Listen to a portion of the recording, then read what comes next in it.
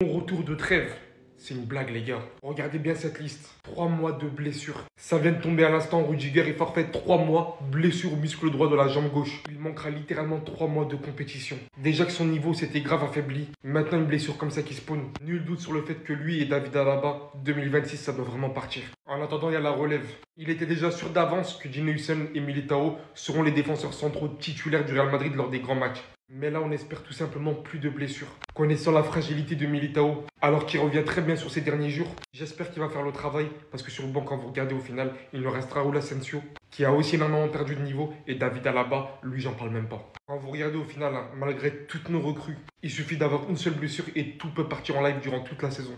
On a aussi Juan Garcia de l'équipe secondaire du Castilla, lui aussi qui vient de revenir de blessure il n'y a pas très longtemps. Mais lui, le temps qu'il monte, le temps qu'il s'adapte à la nouvelle équipe, au nouvel entraîneur, en tout cas, on va pas penser mauvais, on va espérer le mieux et on verra comment ça va se dérouler. On peut rien faire d'autre, de toute façon, c'est pas de notre ressort. Par contre, Rudiger et Alaba, faut vraiment que ça parte. Oh mince, ça perlipopette, Rudiger sera absent pendant 3 mois des terrains. C'est une dinguerie. Donc d'après les informations, il souffre d'une blessure au muscle fémoral de la jambe gauche. Les gars, franchement, même si c'est pas la blessure qui va nous faire le plus de mal, quand même, on est obligé de respecter Rudiger pour tout ce qu'il a fait au sein du Real Madrid. Il a fait quand même du bien, quoi qu'il en soit, il faut pas oublier. Même si actuellement, c'est vrai qu'il est pas fort, il est limite gaze. En sélection, il nous a pas plus rassuré que ça. Et je trouve qu'Asensio, il mérite plus sa place que lui. C'est une réalité, la famille. Mais il faut quand même respecter les années qu'il a fait. Comme il a réussi à pocket Erling Haaland lorsqu'il fallait le pocket. Lorsqu'il était titulaire, il a volé la place à absolument personne. Il a attendu que Militao flop pour ensuite se relever. Mais moi, je trouve ça dommage, hein. C'est de ne pas l'avoir bicrave en Arabie Saoudite avant, parce que c'était grave prévisible. On le voyait, il était bandé de partout. Il avait du mal à finir les matchs. Il était usé. Donc les gars, on espère que Militao restera régulier. Et ça va donner beaucoup plus de temps de jeu quand même à Asensio. Donc on lui souhaite un bon rétablissement. On est en bleu sang dans tous les cas. Rudiger, ça bouge pas. On n'oublie pas tout ce que tu as fait quand même dans le club. Mais quand même l'année prochaine, faudra partir frérot. En bien. Non, non, non, non, non. Antonio Rudiger est out pour 3 mois. Est-ce qu'on pourrait faire une saison avec des défenseurs centraux épargnés par les blessures? Que ce soit Alaba, Militao, Antonio Rudiger, on est maudit. Voici la liste des matchs que Antonio Rudiger va manquer. Real Sociedad, Marseille, l'Espagnol Barcelone, Levante, Atlético Madrid, Kairat Almaty, Villarreal, Retafe, Juventus, Barcelone, Valence, Liverpool, Rayo, Elche, Olympiakos, Girona, Celta Vigo et Manchester City. Je suis d'accord que Rudiger, c'est pas le joueur qu'on avait quand on a pris la Ligue des Champions. Oui, mais rendez-vous compte, là dans notre défense, on va compter Gini Hussein qui lui est remarquable et on peut compter sur lui, Eder Militao qui peut se péter à tout moment, qui revient des ligaments croisés, David Alaba qui pour moi ne fait même plus partie des joueurs du club, et le quatrième c'est Raúl Asensio dont on n'a absolument pas confiance durant cette saison. Je veux bien que Rudiger ça aurait pas été satisfaisant pour jouer face à des grosses équipes, mais il nous aurait fait du bien pour faire tourner, pour faire reposer au moins Eder Militao, pour pas qu'il risque de rechuter. Tu vas donc donner énormément de minutes à Eder Militao et donc tu auras forcément beaucoup plus de chances qu'il se pète. Là, faut espérer un seul truc, qu'Eder Militao ne se blesse pas, que Raúl Asensio revienne comme il était au top la saison dernière et que Gini Hussein continue sur ce début de saison excellent. Rudiger c'est terminé et Rudiger c'est fini. On les présente plus, c'est les Wesh Actu. T'as raté une actualité du Real Madrid, c'est maintenant tout de suite. Hussein et Militao seront les défenseurs titulaires du Real dans les grands matchs. Breaking, Jude Bellingham, Camavinga et Hendrik sont de retour à l'entraînement avec l'équipe. La conférence de presse de Xabi Alonso, et il a parlé d'Mbappé. Mbappé est un joueur incroyable et un leader dans les vestiaires, c'est un élément clé. Il a aussi parlé de la triplette Vini, Mbappé et Rodrigo. Est-ce qu'ils peuvent être titulaires ensemble? Bien sûr que oui, ils peuvent l'être. Ils l'ont déjà été à maintes reprises. C'est une chose à laquelle j'ai toujours pensé. Il a également parlé de Mastantuono. Mastantuono à la Coupe du Monde U20. Non, il va rester avec nous. Il n'ira pas à la Coupe du Monde. Officiel, l'arbitre sera Gil Manzano contre la Real Sociedad. Et en parlant de Vinicius tout à l'heure, le Real Madrid est très excité par Vinicius. Il a travaillé sans relâche pendant la trêve internationale. Vini semble reposé, organisé et il a faim. Est-ce que vous y croyez au retour de Vinicius en top forme? Dites-le moi dans les commentaires. Et bien évidemment, à la Madrid, Inadamas. Ce que le Real Madrid peut créer la saison prochaine, ça peut être très très noir. La finale de la Ligue des Champions 2027 aura lieu au Metropolitano. Waouh! Ce que le Real Madrid peut créer chez le rival, ça peut être fou. Le Real Madrid qui prend une Ligue des Champions dans le stade de son rival, je pense ce serait le coup de grâce. Ils peuvent pas se relever de ça. Ils ont déjà perdu 2 finales de Ligue des Champions contre nous. Si en plus de ça, on prend une autre Ligue des Champions dans leur stade, le lendemain, le club ferme. Ils posent le bilan. Moi, je vous le dis, le club pose le bilan.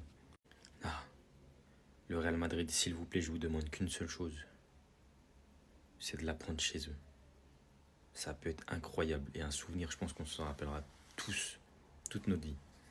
La famille, très très mauvaise nouvelle kabo Real Madrid ga côté là ko fem goni Antonio Rudiger ko ale blessé là ou blessure grave yere yere dido ina fanya bala tuna fer jour mono ira confirmer ko fem goni Anthony Rudiger ko ne ko ay blessure do sibi donc a woro gauche do ka bakuru bala donc maintenant ko abna ke absent environ 3 mois donc vraiment grave yere yere dido ko quand même ko Rudiger be na essayer ka retour ke ka ben décembre ya va vela numa quoi donc fem gona ale cartel no ka bo anga classique na tala mon prévu le 26 octobre là donc on ma fa vraiment bon rétablissement ina fa fotu gumna jamais qu'on a on te blessure qu'on ta kishi mo shirima akiri nyi akiri ju donc vraiment blessure ko nous a mai choko shiri là donc anti alade aka mo shiri soro donc on ma fa toujours bon rétablissement toujours ensemble merci à vie. Vinicius, Rodrigo et Mbappé titulaires ensemble, bien sûr qu'ils le peuvent. Ils l'ont fait à maintes reprises, c'est une chose à laquelle j'ai toujours pensé. La conférence de presse de Xabi Alonso vient de se finir à l'instant, je vous résume tout ça très rapidement.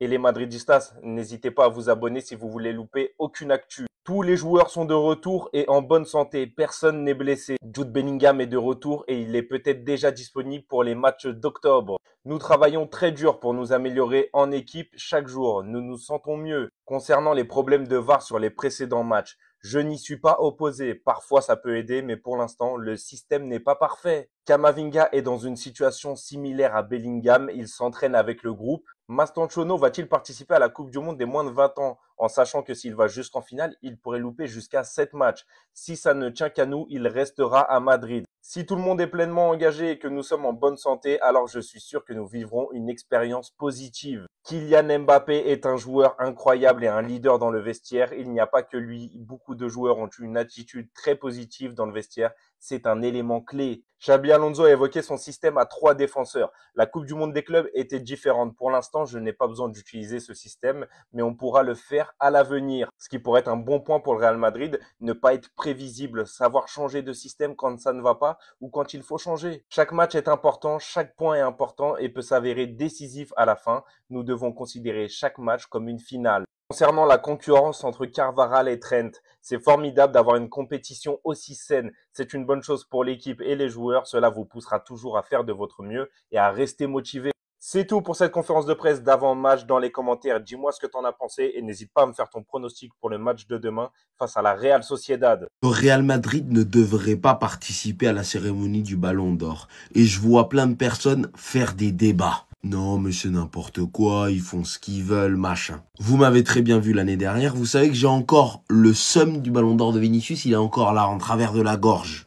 Par contre, pour moi, que le Real Madrid ne participe pas à la cérémonie du Ballon d'Or, c'est normal. Parce que le Real Madrid ne va rien gagner à la cérémonie. L'année dernière, il y avait un sujet. Parce que le Real Madrid avait gagné le meilleur... je crois que c'était le meilleur coach, c'était Carlo Ancelotti. Le meilleur club, c'était le Real Madrid. Et ils étaient quand même pas venus. Mais sinon, les délégations, quand elles gagnent rien, elles ne viennent pas. Vous pensez qu'il y a toutes les délégations de tous les mecs qui sont dans les 30 du Ballon d'Or chaque année? Mais les gars, arrêtez de faire des débats pour rien, honnêtement. C'est là, ça fait des grands titres. Le Real Madrid ne devrait pas participer à la cérémonie du Ballon d'Or. Normal, il y a personne. Il y a 2 joueurs du Real dans les 30. Ils vont rien gagner. Pas de trophée de meilleur gardien, pas de trophée de meilleur entraîneur, pas de trophée de meilleur joueur.